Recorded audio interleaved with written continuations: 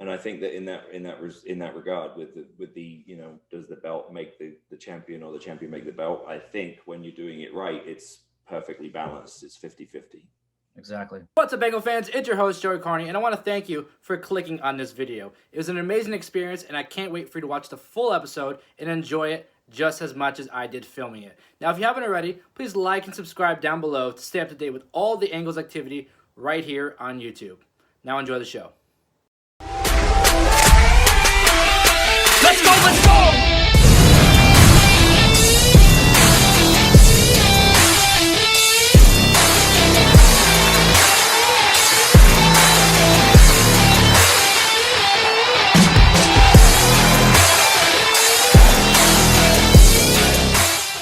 Welcome, ladies and gentlemen, to another episode of the Angle Podcast. I'm your host, Joey Carney, and with me today is a very, very special guest. He's not just a world champion, he is the world champion. Ladies and gentlemen, the NWA World Heavyweight Champion, Nick Aldis. How are you doing, sir? Welcome. I'm good, Joey. Thank you for having me. I appreciate you coming on, taking the time during these crazy times to come and chat about wrestling and your career. First off, how has COVID, I know that's a big topic that everybody talks about, but how has COVID really affected your life, your career, training? How has it just affected you in general? I mean, well, first of all, let me say that compared to the people most adversely affected, I haven't been affected negatively at all. I think we've got comfortable in this idea that we do shows like this and everybody goes, oh yeah, it's so weird and these crazy times and so and so. But the reality is that I've been very fortunate that I never missed a paycheck from the NWA. So right away I'm so much more fortunate than millions of other people around the world who aren't sure how they're going to make ends meet, and the same with my wife, obviously with WWE. So it's in that respect, really any effects that we've suffered have really been more from a lifestyle convenience kind of standpoint, not from anything that's that I would consider to be difficult in comparison to the difficulty that other people have been suffering. But as far as my training and my career and everything like that, look, it's obvious that 2020 was a fairly inactive year for me and the NWA by choice. And yeah, while it was obviously frustrating, like it would be for anyone who's in their prime, and I felt like we had such good momentum, as a brand. We'd experienced some great growth. It was difficult, and then it was disheartening to see how quite a few talent that we had really put a lot of faith in and really invested money in and taken the time to really work with and help grow sort of felt, suddenly change their tune pretty quickly. Yeah. When it felt like this wasn't a hot hand anymore. But hey, that's the way it goes sometimes. But all in all, like I said, you have to judge every situation by the individual circumstances. So I've stayed the course, I've stayed loyal to the company that was loyal to me and allowed me to present myself in a way that has sort of, I think, solidified me as one of the top names in the industry. And we just look forward to getting back to work now and pushing forward and reassessing and kind of attacking it from a different angle. But I'm very confident that we're going to do that, and 2021 will sort of as much as you can, with obviously with COVID still being very much an issue. We're going to, you're going to see it in 2021. You're going to see the NWA sort of continue on the path of growth that we had in 18 and 19, and then sort of the 2020 was kind of a mulligan. So, got it. And I am going to jump into the NWA in a little bit because I do have a few questions regarding that. But I always am interested or fascinated by origin stories. How did you first find yourself invested in pro wrestling, and how did you ultimately get involved? Well, I think my earliest memories of the business were actually more from the merchandise and the toys and the annuals, because which is a testament to the incredible marketing that WWE and at that time WWF has always had.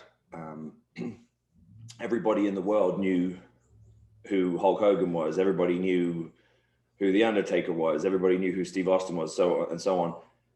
Even if you didn't watch wrestling.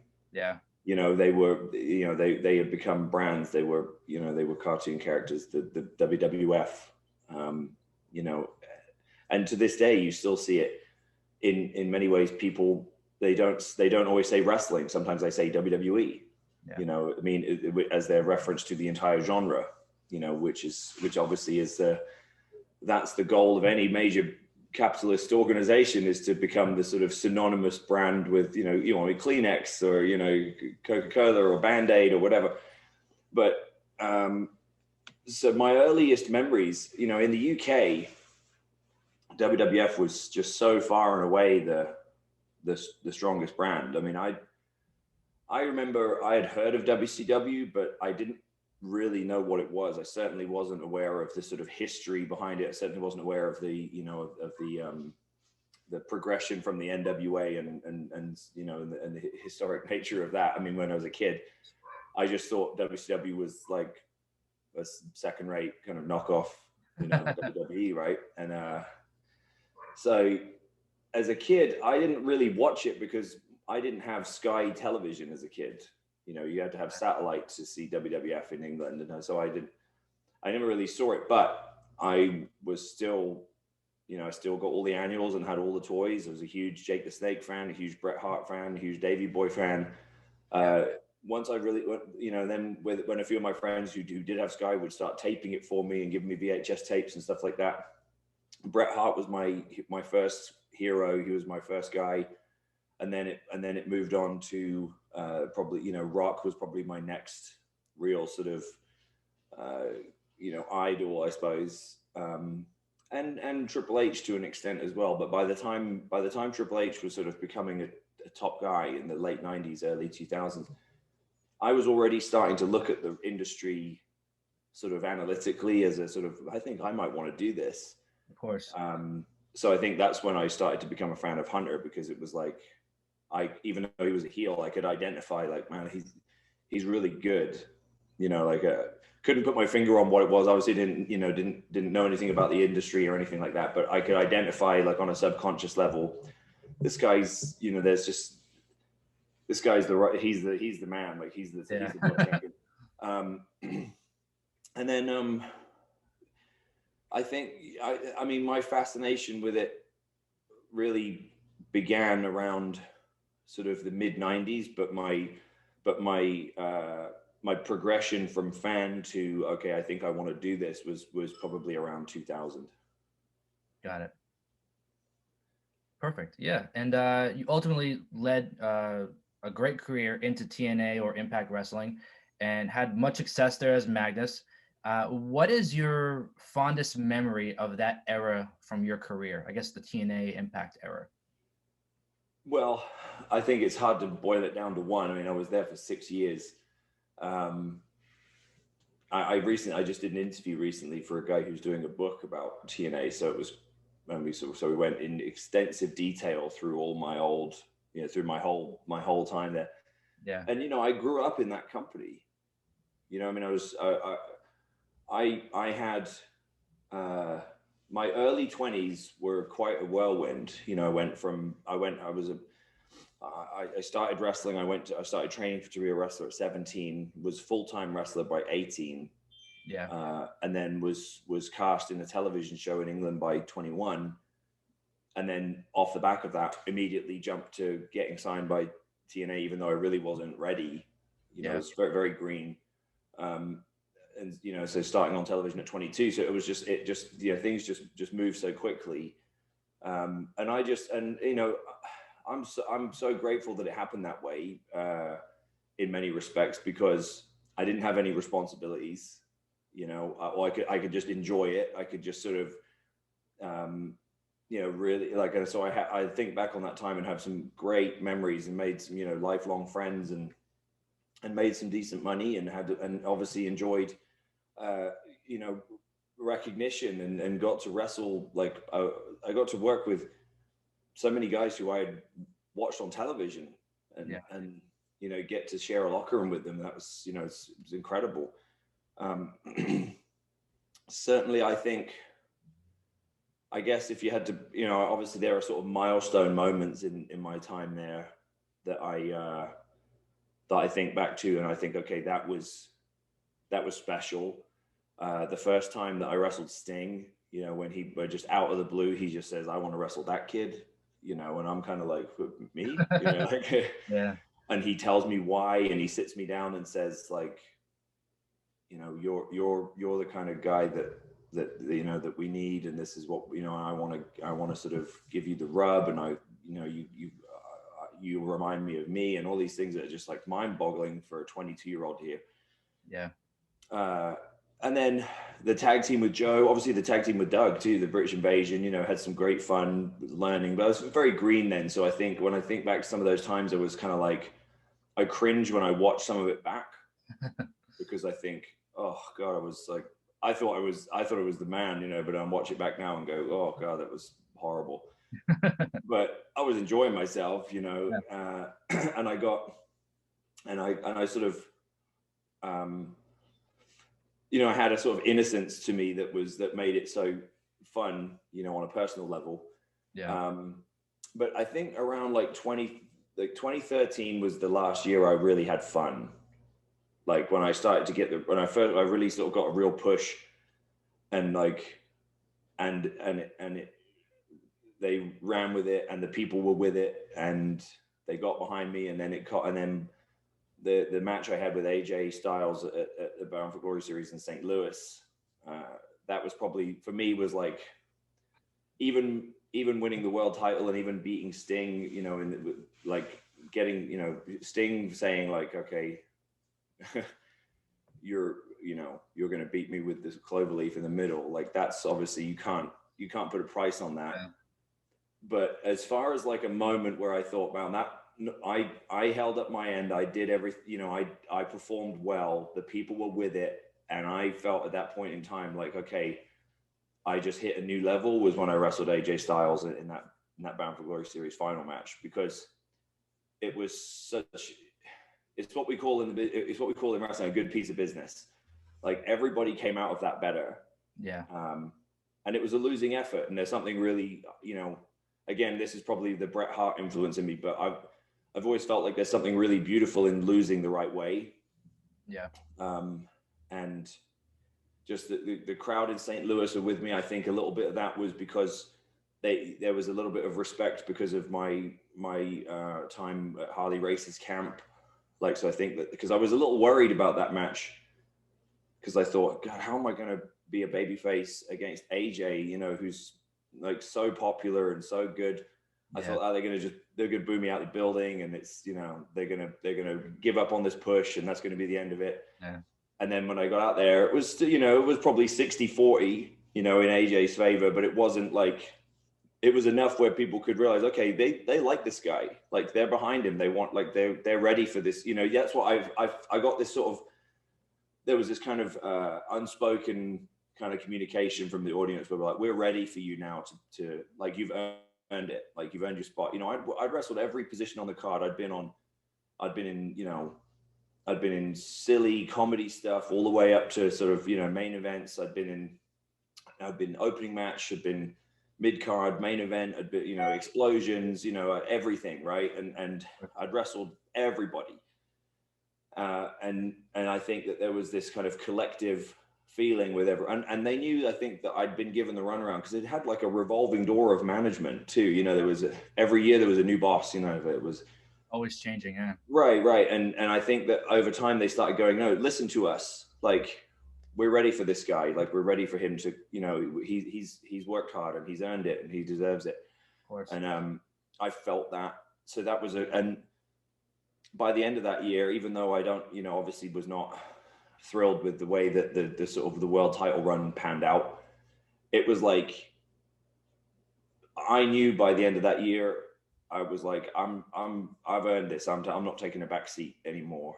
Yeah. Like I've put the time in, and I'm ready for this. Of course.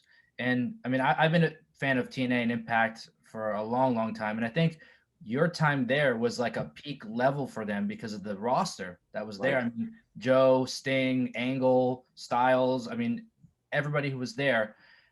Ultimately, in 2015, you ended up meeting your future wife, Mickie James, and you ended your career, or your time there. What was behind that reasoning for leaving? Well, let me just correct that. I met Mickie in 2010. Oh well, yeah. Mickie, we'd been dating by 2015. We'd been dating on and off for 5 years. Got it. Well, the truth is, the decision to leave, I pretty much, look, it's no secret, and it's not like I want to make a big thing of it, but yeah, I just kind of, sometimes there are just clashes of personalities in behind the scenes, and I had one with John Gaburick. The relationship broke down, and I was too immature to figure out how to fix it. And I think if he was honest,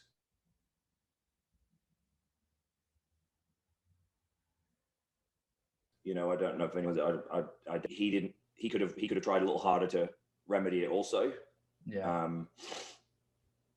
But it just became this sort of pride thing,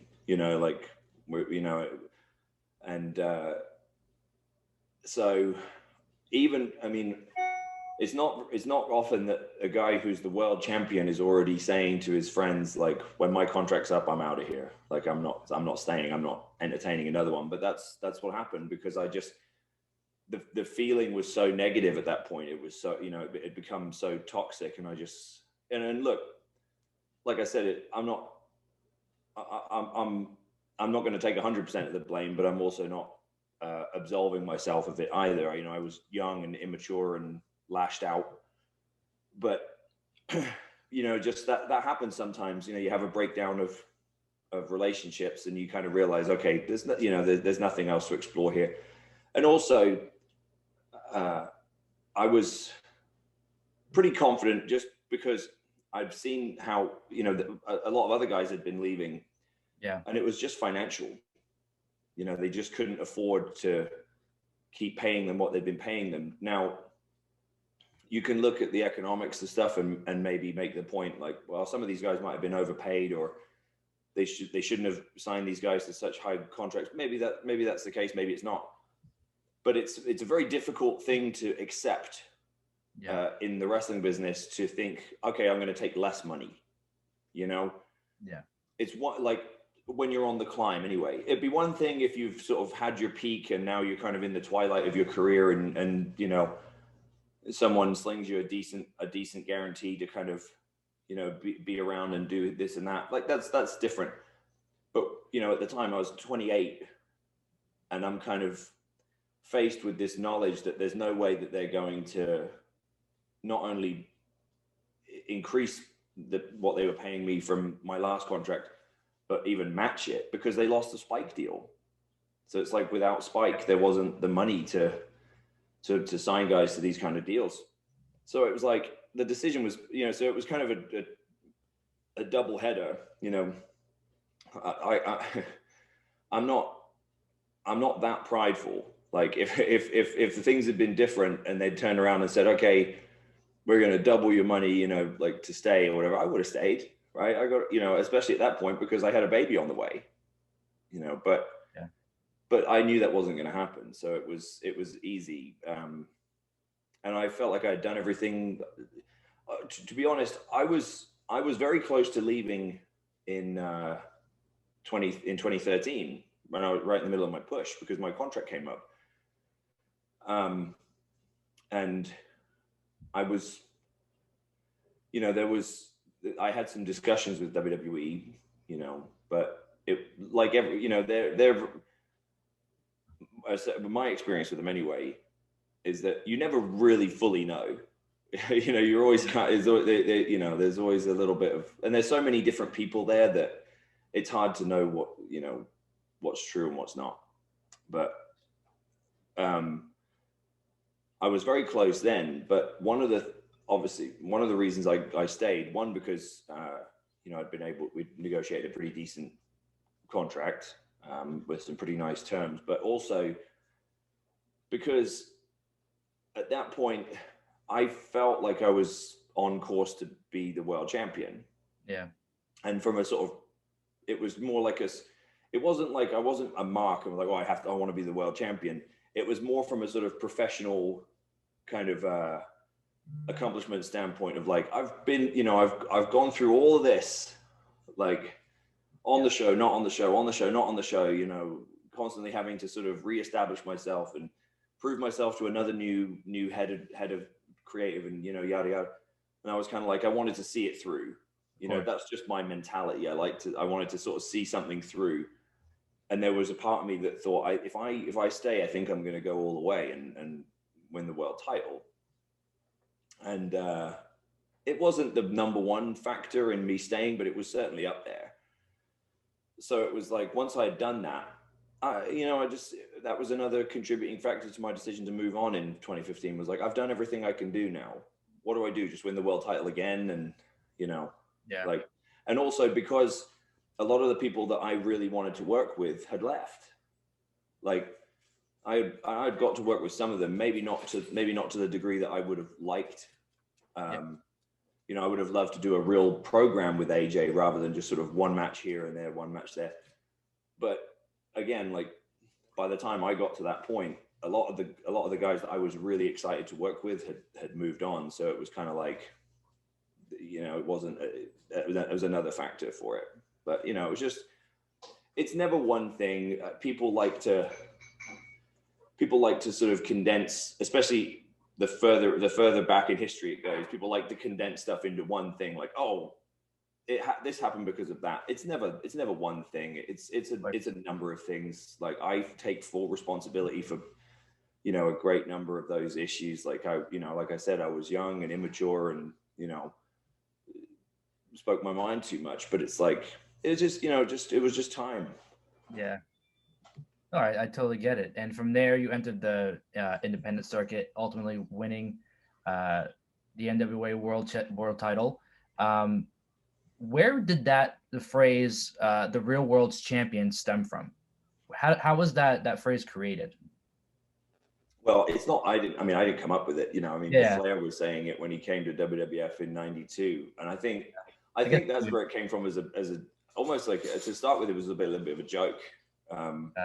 Or not so much a joke, but like a nod to it, right? Like a sort of,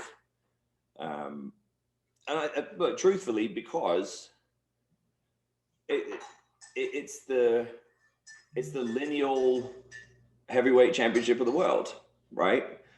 Like, with the exception of some of the newer promotions that didn't exist back then, virtually all the world titles at some point kind of stemmed from the NWA title, the AWA title, the WWF title. They were all promotions that broke away from the NWA and said, we're going to have our own world champion. Of course. So it was kind of like, I think that's probably where Rick was making that reference before. And I don't know if Rick was the one who came up with it or if it was Bobby Heenan or whoever, but both guys are much more qualified to speak on it than me. But it was like, I always felt like that's where it came from. That was what the meaning behind the phrase was kind of like, all these other world championships, you created them because you couldn't have this one. You know, that was the character sort of speaking. Yeah. And in my mind, I was just kind of reiterating that in the sense that, hey, since then, you know, you guys have changed your belt 50 times. You know, you've got 2 different belts on 2 different things, and this one's got a belt, and this one's got a belt, and this one's red and blue and spinny and, you know, whatever, right? Yep. And again, like, I get why they do it. It's not a knock, but it was just kind of like, this one's the same one. Yep. You know, this you can see archive footage of Harley Race, you know, Ric Flair, Dusty Rhodes, yep. Right, Terry Funk, like, and now you can see me holding it too. So this one's like, this is the real world title. Like, this one means something. You know, this is the Stanley Cup. This is the Super Bowl. This is, you know, whatever. And it's like, it wasn't like I made a big, had this sort of big idea in my head, like, I'm going to really hammer this point home, and I'm going to make. Yeah. People picked it up and ran with it. So, and it's work. Yeah, of course. And did you think when you first won that title that your reign would be as significant as it is? I mean, yes. I think it's over 800 days at this point, total. Yeah, I don't know if I knew it would be this long, but of course I thought it would be significant. I mean, I wouldn't have. Look, the NWA was, as a brand, was on life support when Billy bought the brand, bought the company. People were, I dare say, publications even like yours were at the time were probably scratching their heads. Why did, I mean, we saw it. We saw all these. I mean, look, and we got long memories. Like, we saw a lot of these publications and shows that are now going, oh, well done. You know, they've done such a great job, and Nick Aldis is such a great champion, and yada yada. But at the time, they were going like, why has Billy Cogan bought the NWA? What a waste of money! Oh, what an idiot! What a mark! You know, like, yeah. Well, we narrowed in on a vision. We knew, like, we had I mean, to me, it was, when I saw that Billy had bought it, I didn't know what he planned to do with it, and I didn't really have that much of a relationship with Billy. I had very briefly met him on my way out of TNA. Yeah. You know, and he's quite a guarded guy. So it wasn't like I vibe really well with this guy or anything like that. He, Dave Lagana was working with him, and I did have more of a relationship with David from my time at TNA. And he's the one who sort of reached out and said, what are you doing? Like, why? Yeah. No, I think there was a lot of the people that I ended up working with post TNA, yeah, all said things similar to the effect of, we weren't quite sure how much we wanted to get involved with you, because we were just thinking it was a matter of time before you ended up at WWE. And until I made the point, like, don't worry about that. You know, like, and I'm very proud of that fact now, because I've you know, there's something very rewarding about being able to have, you know, built something and been a part of something that not only has been beneficial to me, but has also helped create a platform for so many other guys to now become, you know, to become names in the industry and make money, yeah, and have good careers and provide for their families. But the thing that stood out when Billy contacted me a few years ago was the fact that he identified the same things I identified as lacking in the current in the genre, which was, there was a lot of emphasis on one style, on a style that catered very much to the very, very discerning wrestling fans who spend a lot of time online, which is my kindest way of saying it. Yeah. Right? Yeah. And that's not the wrestling that attracted me to be a fan. That's not the wrestling that attracted Billy to be a fan. Of course. And it's not the wrestling that attracted millions and millions and millions of people who are no longer watching the product to be fans either. Yeah. And our objective from the beginning has been to create a product that appeals more to them. But but the problem, one of the big frustrations is that I think it's just a reflection of our culture in general. If you look at politics, if you look at everything, it's this assumption that if we're going after something else, we must be combative toward the other style, right? And I think that's a difficult, those are difficult waters to navigate, because I don't hate on any wrestling, right? Some of it I watch and I go, that ain't for me. But and if I see someone who blatantly disrespects the business, like that's not cool with me. But I don't need you to hate other types of wrestling to enjoy mine. Like all of it. I don't. If you just watch us, great. But we don't care if you watch us and watch every other show. Yeah. We just want you to watch us and appreciate what we do. And I think that when we did All In, I think that helped kind of sort of bridge that gap a little bit of going like, hey, look, we're totally cool with what you guys are doing over here. This is what we're doing over here. And if there are ways that sometimes, you can create these incredible opportunities by, okay, from every now and then we'll flirt with each other a little bit and we'll create that contrast. Of course. Some of my favorite matches to have are with the guys that do all that kind of stuff that I don't do. Yeah. Because that's a great story to tell. Yep.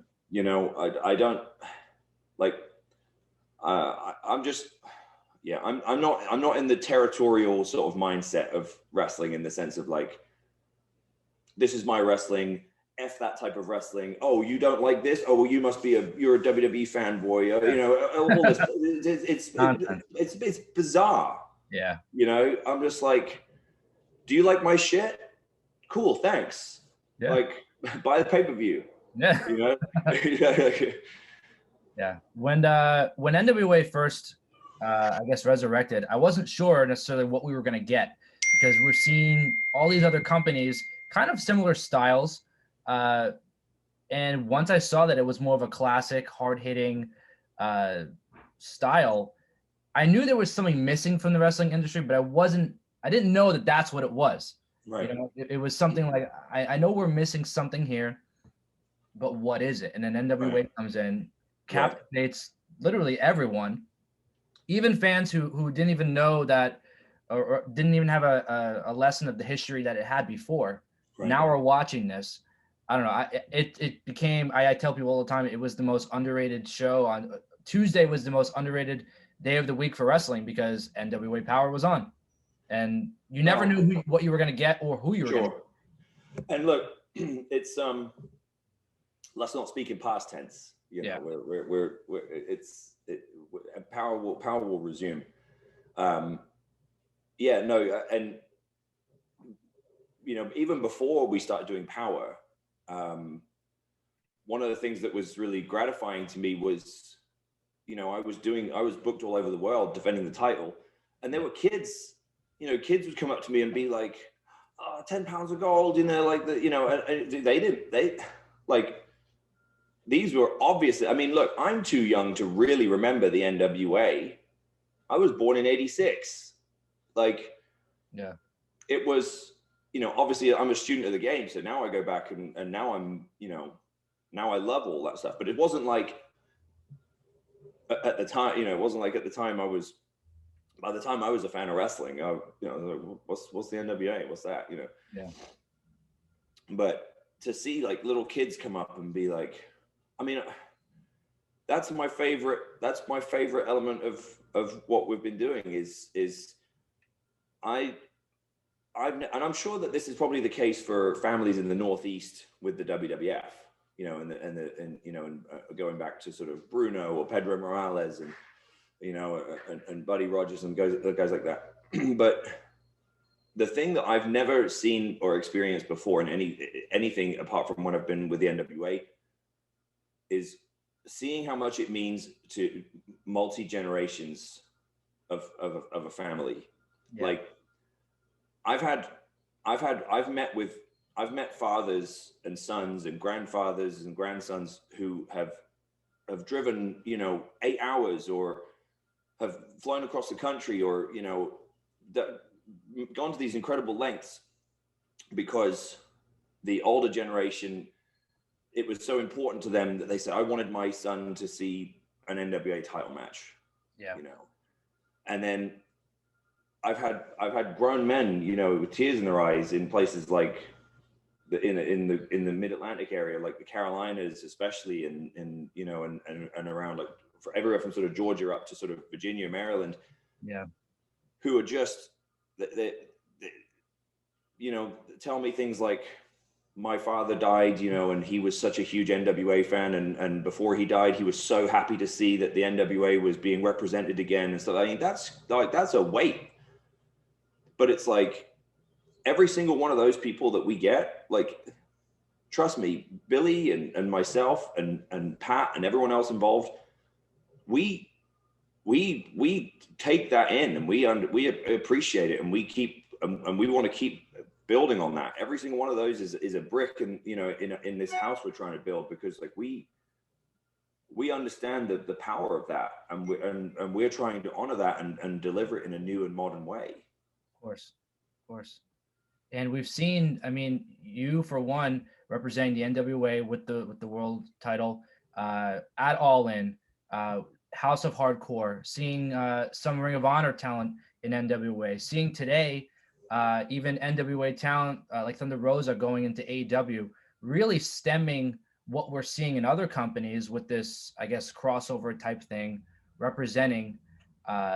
Yeah, we kicked that door. Yeah, we kicked that door down. Yeah. I mean, look, I'm not going to sit here and take credit and say we're the first ones to do it. I mean, it's been being done for years. It's been done in all sorts of different forms and fashions, especially in Japan. I think that's an important thing to recognize as well, is that this has been a key element of Japanese wrestling for a long time, and it's very smart, because it's in a way for a lot of promotions to keep their longevity. To me, it's just common sense. And so again, it's not like I'm going to sit here and say, oh, you're welcome, Impact and AEW, but I'm sure but ultimately it always takes someone else. It takes someone to be the first, right? It takes the greater fool, which is a financial term, but it's like, there has to always be the first one to take the risk. Yeah. And to go, I think this might work, and everyone to go, okay, we'll see. And then it does. And, oh yeah, cool, me too. Of course. But I think, but I'm sure that, Kenny, obviously he's well aware of how it's worked in Japan over the years as well, and stuff like that. But I think for me, it's just common sense, because if I had $1 for every time, especially in the last year, where there's been sort of a somewhat inactive period for me in the NWA. Yeah. Every post, I can make a post on Instagram or Twitter or something that's about nothing to do with wrestling. It could be like, hey, happy anniversary to my wife, or something. And there's someone under will go to AEW. Yeah. Like it's like, what do you want? You want everyone to go to AEW? Like, then what? Right? Like, I've tried WWE. Yeah. But it's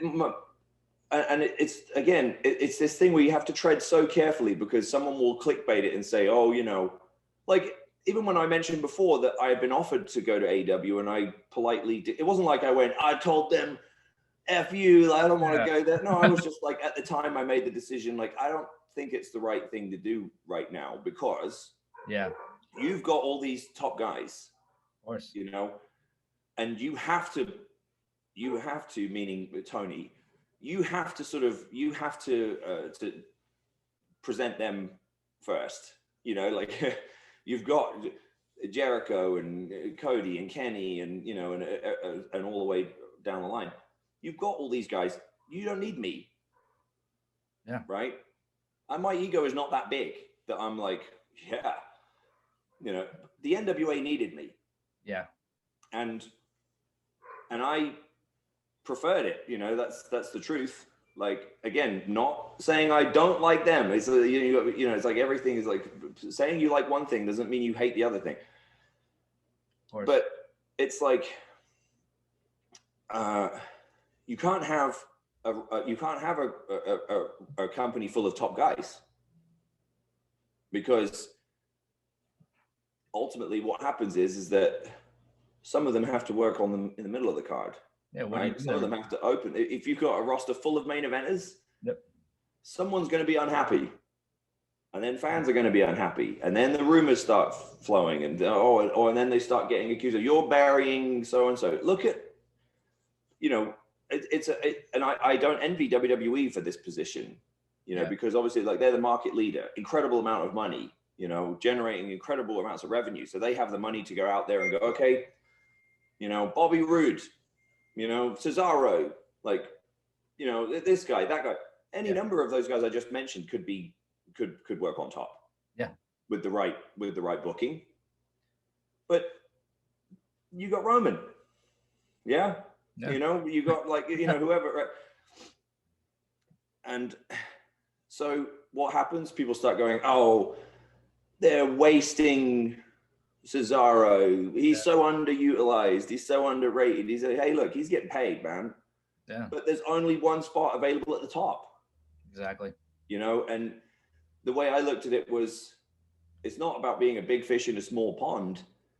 It's about being like, this helps the overall industry if various companies have like definitive top guys that can carry a pay-per-view. And again, this isn't me like being boastful. Like, I know from seeing the numbers that if I work on top in a pay-per-view, like, we'll sell a decent amount of pay-per-view. Yeah. Right. And they've, so when you're in that position, I feel like that comes with some responsibility. It's to help the overall health of the industry. Right. Instead of just going like, okay, cool, thanks, I'm going to go jump in, with the big company now and just, sit there and take my money. Like, yeah, I have carved out the ability to make a nice living. Yeah. But also help other people make a living as well. Yeah. And I take that responsibility seriously. Of course. And that, I think, like, building equity in your, I guess, your own brand, and not kind of building off into other careers. And then you have the NWA. There's a lot there. Equity is the right word. Yes. Exactly. I'll, instead of just going to another company and just being another fish in the sea and hoping for, that one spot. Yeah. But, and look, Merry Christmas to everyone who's doing that. You know what I mean? Like, at the end of the day, like, there's a lot of guys who are making more money than me. But, again, like you said, I'm playing the long game. Yeah. There's more value there than. Right. Yeah. Right. So with everything that's happening with AEW and Impact, kind of doing these crossovers, whose champions are better, I guess this is kind of where it's going. And we're seeing the NWA women's title in AEW. You think there's any chance or anything of maybe Nick Aldis coming in and stepping in between, the Impact World Champion, AEW World Champion, kind of that world title debate? Well, there's clearly a lot of interest in that. Yeah. Because it gets brought up a lot. Whether there's any interest in that, I can't speak for them. Of course. If they're listening to the audience, you would imagine that it's on the radar. But my own personal thought on it is that I'm more interested in continuing to build the NWA. I'm very confident in the value of my world title. Yeah.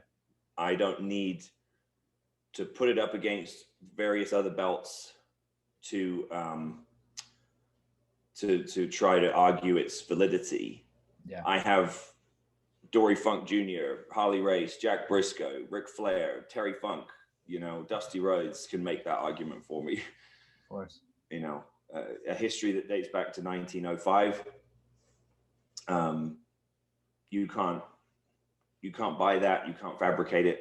No. You know, we're the only one that have it. And my objective again, you know, I just wrestled in Omaha, Nebraska. Like the first time the belt's been defended there in 30 years. There were people there who had traveled for hours and hours, you know, in the pandemic, you know, socially distancing, you know, coming with their kids, wearing masks all day long.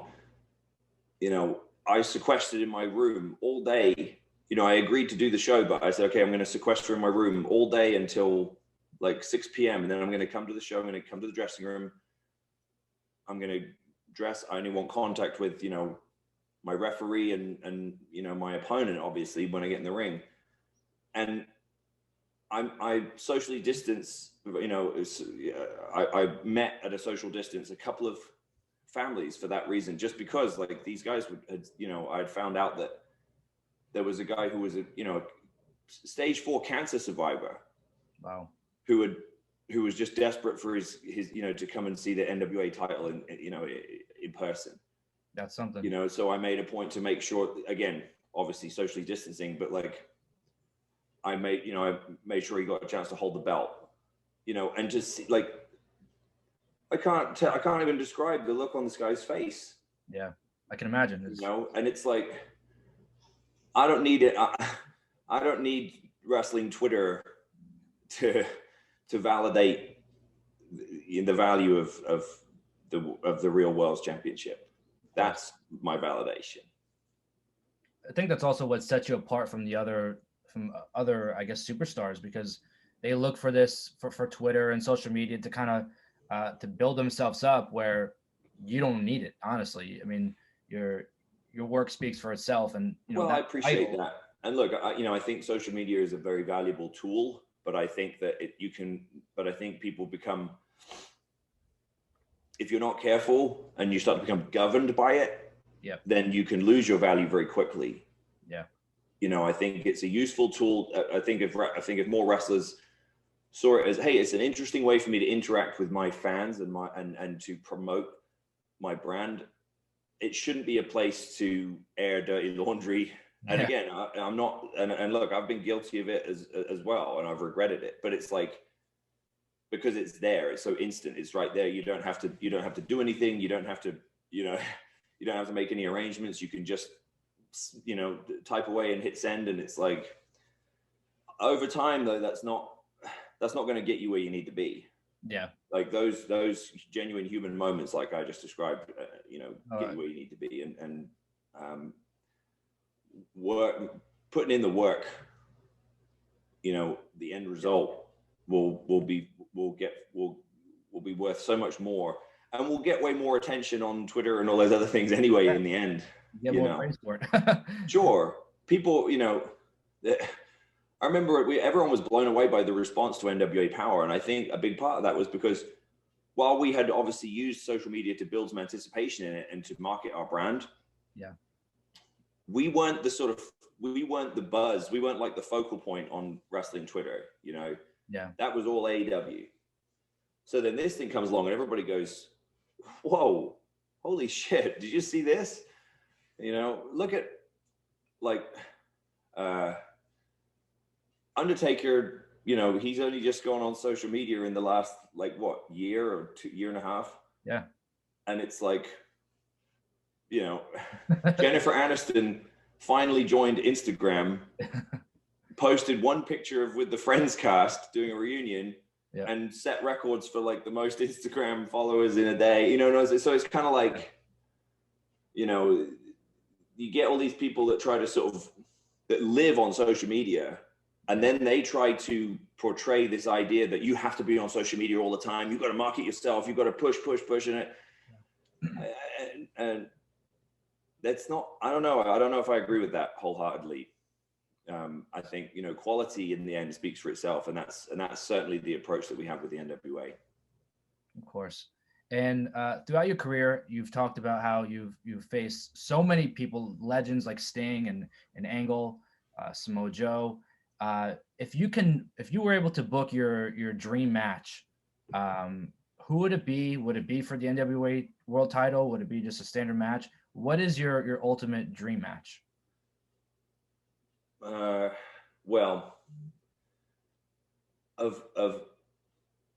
well, I think if we're talking about anyone, active or inactive, it probably would have been Bret Hart. But of matches that are still potentially doable, Yeah. To me, I think it would be Triple H or Randy. Yeah. Because because it would make sense. It would fit it would fit the presentation of the NWA championship and the legacy, and both of those guys I just mentioned are guys that I have looked up to for over a decade. Yeah. 2 decades, in Triple H in Hunter's instance, but plus I think there's always that, to me, I've always enjoyed those sort of generational clash. Yeah. Type of match. I mean, like I wrestled Ricky Morton on that episode of Power, and you're never going to please everyone. There was why is this guy's like in his 60s, like how is he getting a world title? Why is he competitive? Hey, that was up to me. Yeah. Right. Don't if you want to give anyone shit for that, give it to me. Yeah. Okay, because I wanted that match, and that was the match I wanted to have.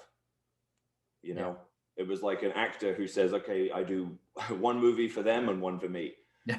They do the Avengers movie, that's the big blockbuster, and then they go do some Ukrainian silent film because they feel like it, right? Yeah. That was like, I did that for me because I wanted to, and look, maybe I'm old fashioned. I'm certainly old fashioned for a guy my age, but I don't love giving away too many secrets, but that match was, we called it in the ring. Wow. I wanted to be able to do that one time. Yeah.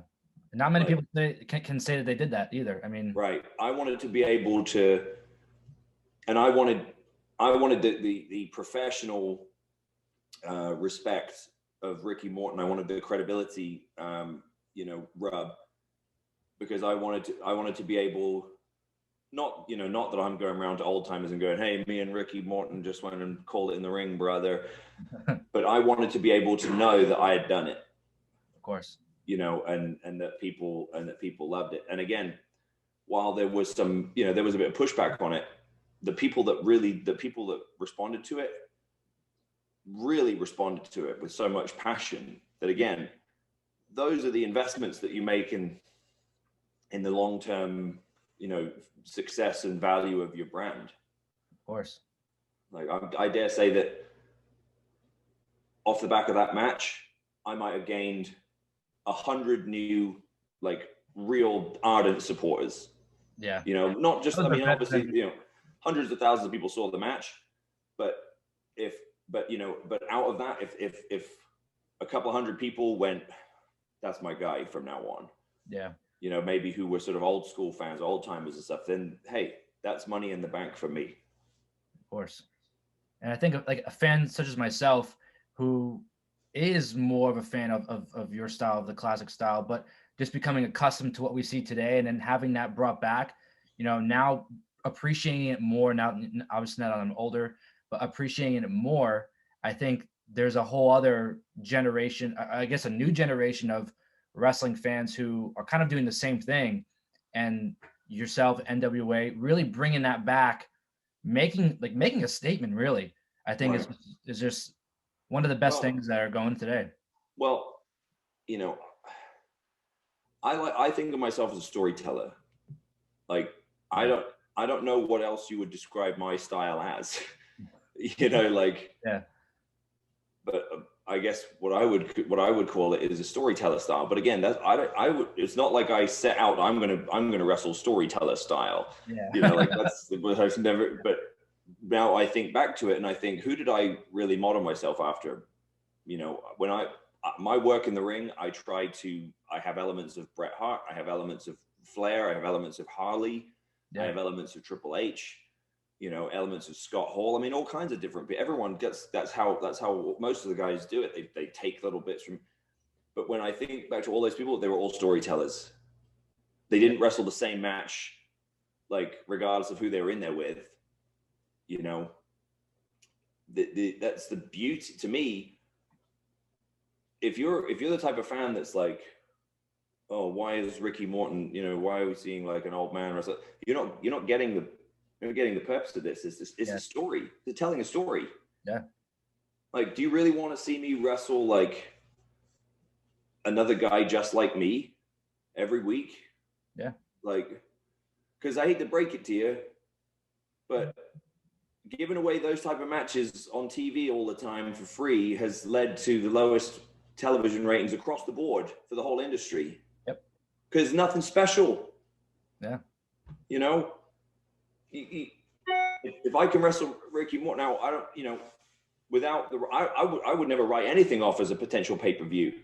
Yeah. But we did Ricky Morton and me on an extended special edition of Power. Yeah. So more like a sort of, I guess, a Saturday night's main event type of vibe to it, rather than like a. I remember watching it. Yeah. But it's because if, you know, at some point, if I'm going to wrestle Eli Drake, you know, or Tom Latimer, you know, that's going to be a pay-per-view. Yeah. Because the idea is like, okay, now we're getting to the Clash of the Titans. Of course. You know, that's a pay-per-view, right? Yeah. And that's the way we look at it. Is it's like the best facing the best happens on pay-per-view. The other stories that happen on TV. Yeah, and those stories that you see on TV ultimately lead to the pay-per-view match. So it all is sort of tied together in a way, and it makes sense. It's not just random matches every week. Yes. Of course.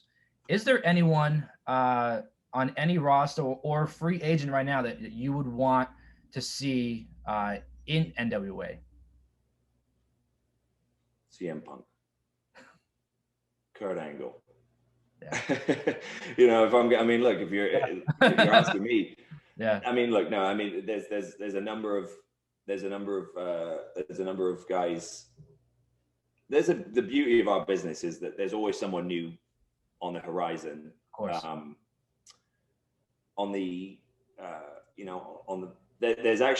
There's a lot of British talent that I would love to get, you know, which is not as easy to do because of visas and things like that. I think there's Tyson Dukes is a Canadian wrestler, very well respected amongst his peers. Probably hasn't had the platform that he deserves. He's been very vocal, but I think in the right way on social media about about wanting an opportunity. I was supposed to wrestle him in Montreal, I believe, in around May, I think it was, or May or June, and of course with the pandemic that didn't happen. But he's a guy who I think, you know, really deserves a chance and would thrive in our environment. There's a couple of other guys who I have sort of earmarked and mentioned to Pat and Billy, as I think we could do something really good with this guy. Yeah. And again, not pat myself on the back too hard, but I have a pretty good track record. Like, you know, when I pick a guy, it's like it's not something I don't do it lightly. Yeah. And I don't do it I don't do it off of like just a spare of the moment type of thing. It's usually like I've thought it through and thought long term. Who can he work with? How would he fit in here? Like, you know, how would he thrive in our environment? So, there's been a lot of talk about our roster or lack thereof, I guess, is, depending on who you listen to. Yeah. But our intention was always to build around a core group of guys, a small core group of guys who really embodied the qualities that we think that should represent the NWA. Yeah. But also who really want to be there. Like if you don't really believe and believe passionately in what the NWA is trying to achieve, yeah, then like we're not going to, the company's not going to throw you a 6-figure contract, yeah. like just to prevent you going somewhere else. You're going to go, no, it's cool, man. Like you go do you. Yeah. Right.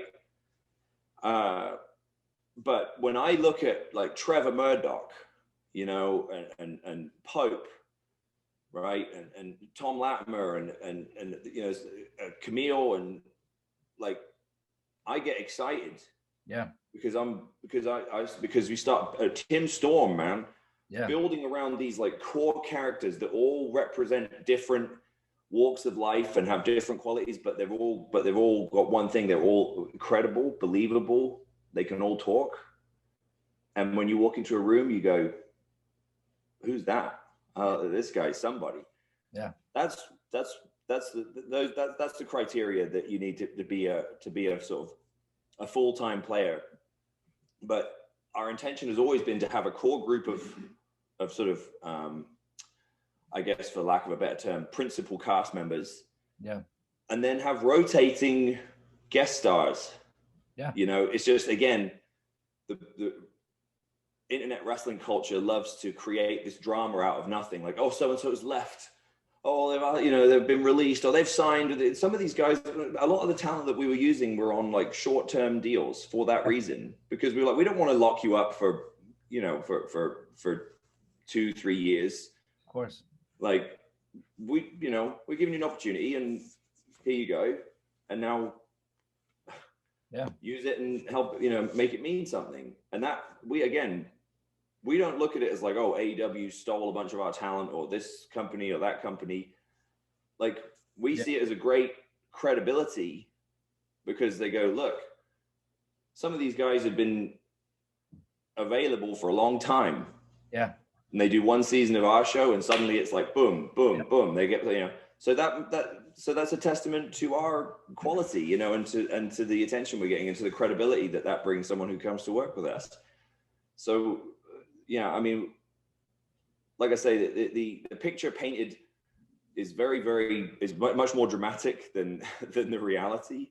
But we've always had an intention to have a small core group of sort of principal guys and to work with a lot of other people, so that it's more interesting for the audience. Of course. So we're not seeing the same guys wrestle each other every week, and we're not seeing, you're not seeing frustration and talent who are sort of underutilized.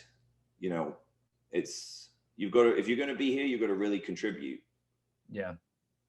And I've had the opportunity to talk to a few of the talent. I talked to Trevor Murdoch. I had James Storm, and they've both said very similar things, where they appreciate, it's not only the in-ring work that they appreciate, but the backstage as well of NWA, where it's a team effort, and exactly what you're describing. So right. That's definitely I take great pride in that, because I'm the team captain. Right. Like,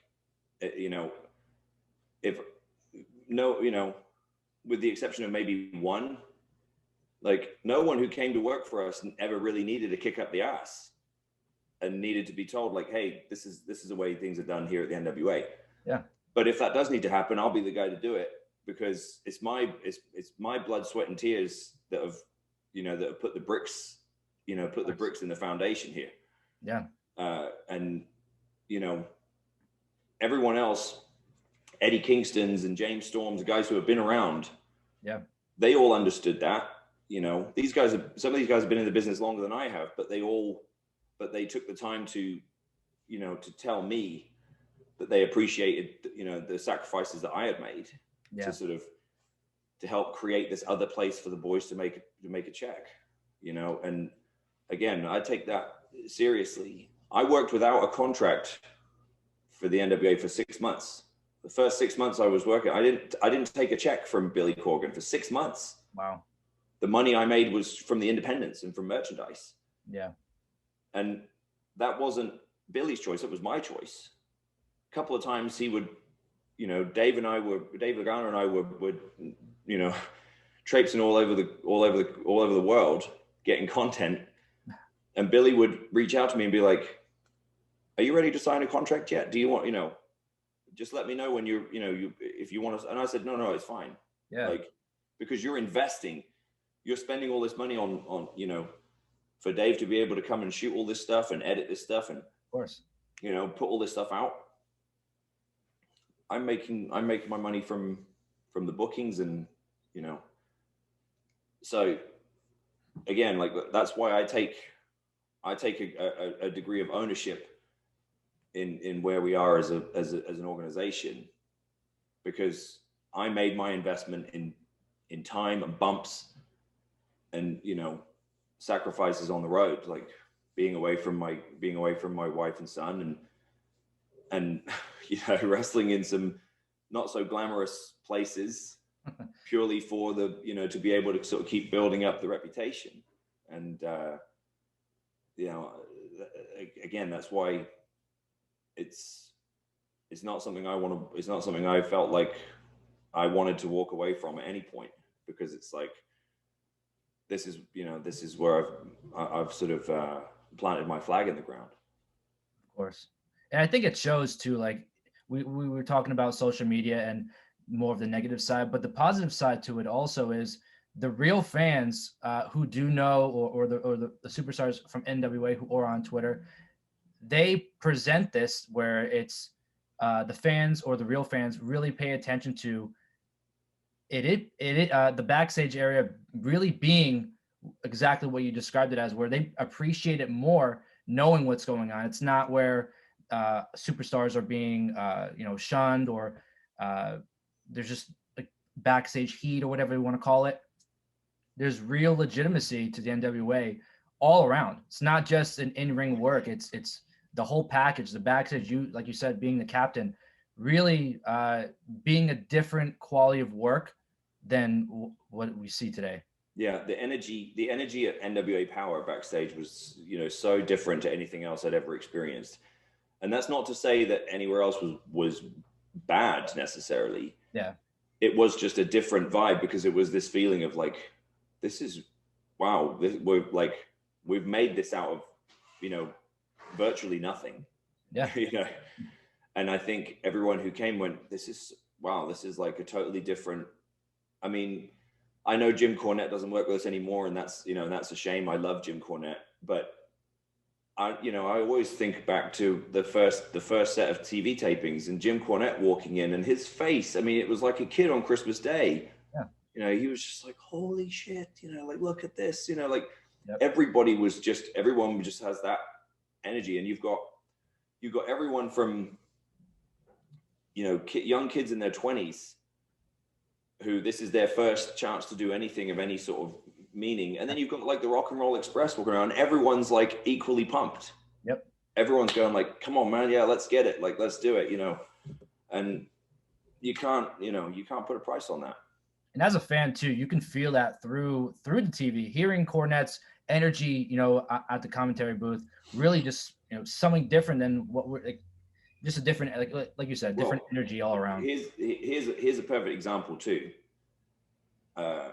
If anyone wants to know what the backstage atmosphere was like at at NWA, just know that I felt comfortable. I had my son with me every single time. Wow. He was 5 years old at the time, and I brought, I felt, that's how much of a sort of family atmosphere it was. Yeah. And how positive and how stimulating it was. One of the reasons I decided to bring him was, one, because obviously the company went out of their way to provide like facilities for him and for me. Yeah. For him to be comfortable, but also because in my mind I was like, this is such a unique atmosphere. Yeah. And who knows when, if you'd ever get a chance to be around anything like this again. whether he ever gets into the business or what. I like the idea of him being exposed to great professionals, who are really engaged and really all focused on a singular goal, which was to build the brand, build this company, build this thing, and an audience at the time who were all, we were all tuned into the same frequency, So again, that's probably the best way for me to exemplify how good the vibe was backstage at the NWA Powerrr tapings, is that, I had my son with me the whole time, and it was,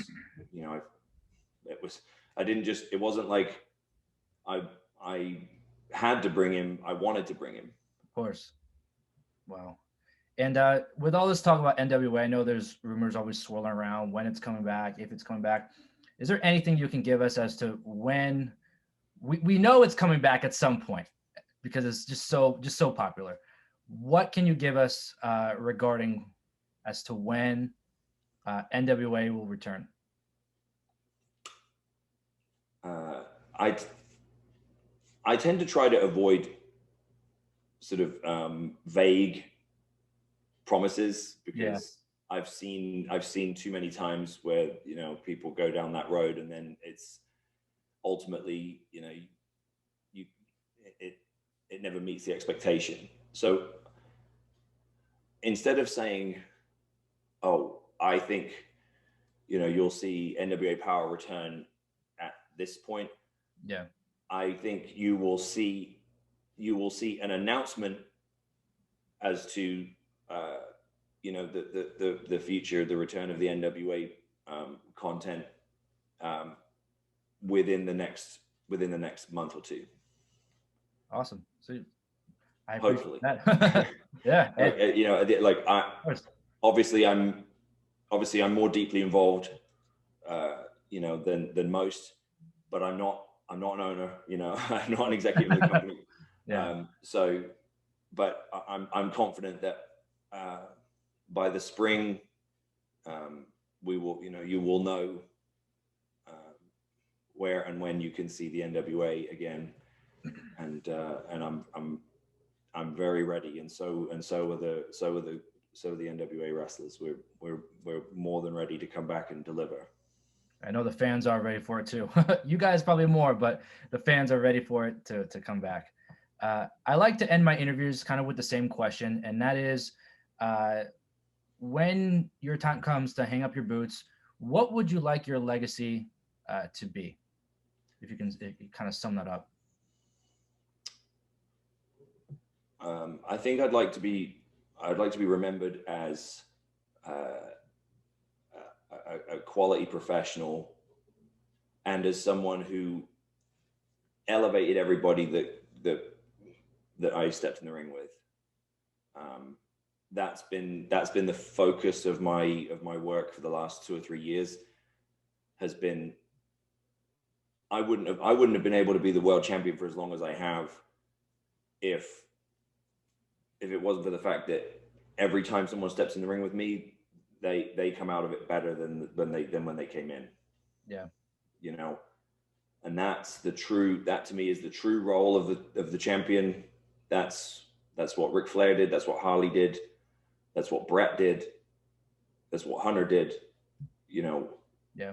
Once you'd been in the ring with him, when you came out the other side, you were better. And that's what I hope people remember about me, is when they look back through, especially when they look back at some of the defenses that weren't on television or on pay-per-view. Yeah. But then they go, man, he wrestled this guy, and then a few weeks later he got signed to NXT, and then he wrestled this guy, and a few weeks later he got signed to New Japan or AEW or Ring of Honor, because that's happened, over and over again. I hope that I can, and I think that's a long-term thing. It takes time to get that, but I think over time, I hope that people will look back and realize he made the business better, because that's our responsibility, is to try to, leave it better than we found it. Of course. And I did have a debate on Twitter a few weeks ago, kind of talking about how it's a lost art of being a true world champion nowadays in most cases of professional wrestling, and how superstars who hold the title, it's not necessarily the title makes the champion makes the title. And I mean, your name is all over that because of the work you're doing and really representing a real world champion the way that it should be. So I do appreciate your work and everything you're doing for pro wrestling in general. Well, it's kind of you to say, and I think that, going on. and I think that in that regard, with the does the belt make the champion or the champion make the belt? I think when you're doing it right, it's perfectly balanced. It's 50-50. Exactly. No, and if for all the fans listening, where could they find you, either on social media or anywhere you are? Well, on Instagram at Nick Aldis, on Twitter at Real Nick Aldis. I'm verified on both, so look for the blue check. My recently launched nutrition line, Legacy Sports Nutrition. You go to legacysups.com. We've got a killer pre-workout, fat loss products, and great test boosters, and an incredibly well-received sleep aid, Recovery PM, which is actually our best seller this month. If you go to legacysups.com and use code ALDIS, ALDIS, you'll get 10% off. Those are professionally developed supplements in an FDA approved facility. I've been heavily involved in the development of that, but also some key professionals. They're really good quality subs, and they're being used by a lot of guys in the industry now, which is really cool. And then for the NWA, it's pretty simple on all the socials at NWA. And then if you have not yet sampled the NWA content, go to youtube.com/NWA. You can check out the 10 Pounds of Gold series. You can binge watch that. There are tons and tons of episodes of that pretty much give you a full timeline of sort of my whole career for the last 3 or 4 years, including stuff with me and Cody and me and Marty and Tim Storm and all sorts of different guys. Yeah. And obviously all the episodes of NWA Powerrr, all 21 episodes so far. Perfect. And for all your fans who are listening around the world, any last words or remarks you have for them or awaiting your return to the ring? I appreciate every single person who has, who has kept the faith and stuck with it.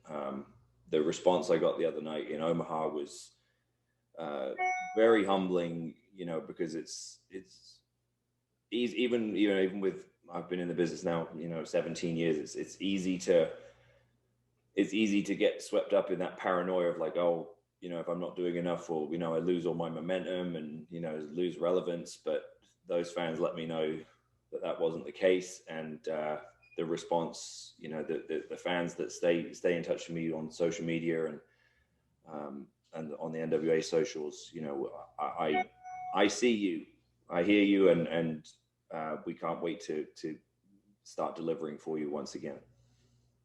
Awesome, man. I want to thank you for taking the time to do this and chat. It does mean a lot, especially being the real world champion. It's been an honor and a pleasure to talk to you, and hopefully we can chat again down the road. Absolutely. Thanks, Joey. Thanks, man. Have a good one. Let's go!